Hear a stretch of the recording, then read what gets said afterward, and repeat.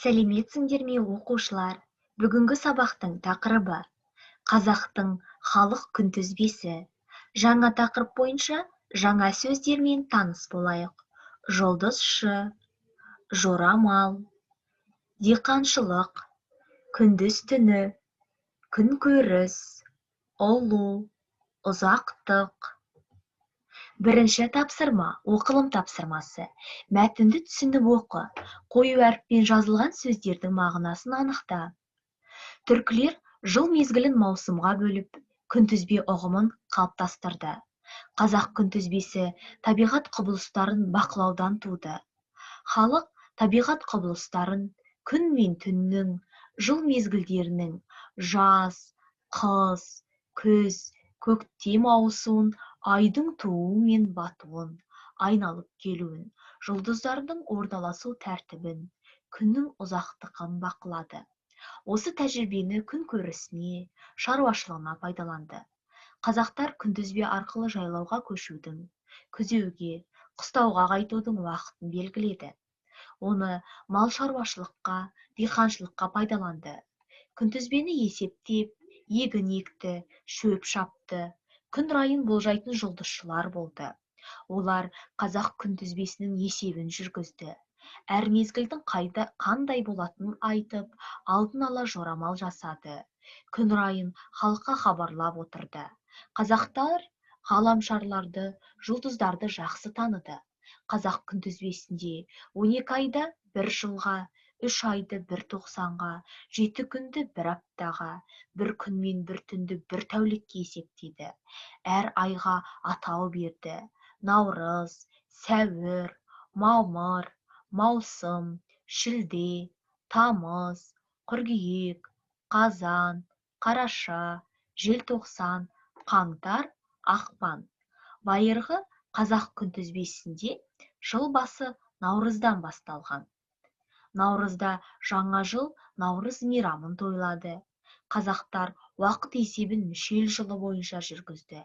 Әр жыл хайуан атымен тышқан, сиыр, барыс, қоян, ұлу, жылан, жылқы, қой, мешін, тауық, ит, доңыз деп аталды. Байырғы заманнан өмір тәжірибесіне негізделген қазақ күнтізбесі бүгінге дейін қолданылуда. Екінші тапсырма, мәтінді тыңдап, сұрақтарға жауап бер. 5-6 сабақтар. Екінші тапсырма. Интеллектуалдық ой-өрісі дамыған көшпенді түркілер әлемді шеңбер түрінде қабылдады. Бұл астрономиялық білімдер түркілердің өмірден түйген тәжірибесінің жемісі. Олар күнкөріс үшін күндіз-түні табиғатты зерттеді. Көшпенділер шексіз ұлы даланы аспанмен ғана байланыстырды. Көшпенділердің астрономиялық білімдері негізінде қазақ күнтізбесі жасалды. Олар аспан денелерін жұлдыз деп атады. Түнде жол жүргенде темірқазыққа қарап жол тапты. Оның жанындағы екі жұлдызды ақбозат, көкбозат деп атады. Жеті қарақшыны түнде астрономиялық сағат ретінде пайдаланды. Жеті қарақшының көрінуіне қарай орын ауыстырды. Қазақтар Юпитерді есек қырған, Марсты қызыл жұлдыз, Сириусты сүмбіле деп атады. Олар жұлдыздарға ат қойып, аспан картасын жасады. Бірінші сұрақ. Мәтінде не туралы, кімдер туралы сөз болады? Екінші сұрақ. Түркілер әлемді қалай қабылдады? Оған негіз болды? Үшінші сұрақ. Қазақ күнтізбесі қалай қалыптасты? Төртінші сұрақ. Аспан денелеріне қандай ат қойды? Бағалау парағы. Мәтінді түсініп оқиды. Қою әріппен жазылған сөздердің мағынасын анықтайды 2 ұпай. Мәтінді оқиды, сұрақтарға жауап береді 2 ұпай. Сөйлеу, жазу сауаттылығын сақтайды 1 ұпай. Үшінші тапсырма, жазылым тапсырмасы. Халық қандай табиғат құбылыстарын бақылады? Кластерге жинақта. Табиғат құбылыстары.